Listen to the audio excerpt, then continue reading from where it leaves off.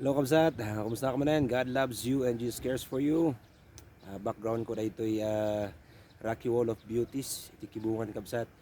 Kat remind lang nga dapat iti pamati tayo naka-found, nakapundasyon iti bato kabsat niya. Biblical ko na dayta. Nga iti pamati tayo nakapundasyon iti bato. Awan, it is awan sa bali no ni Hesus Kristo laeng kabsat. Isu natin si bibiyag nga bato, isu iti kuna tayo nga the ultimate foundation of our faith. Amen.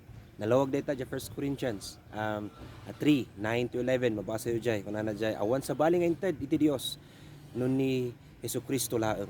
Awanan iti panakaisalakan, nuhan nga isu na lang kabsat. Isu na ti pudno nya ti dalan ken ti biag.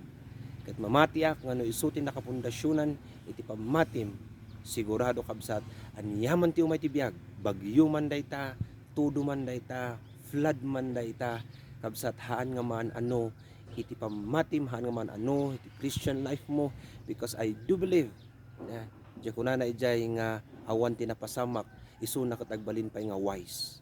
Amen. Kunana jay no si sino man ti mangdengeg iti sao ni Hesus Kristo mangawat ken kastamet mangpati for sure kabsat niya adda nga nakatakder data nga pasdaw.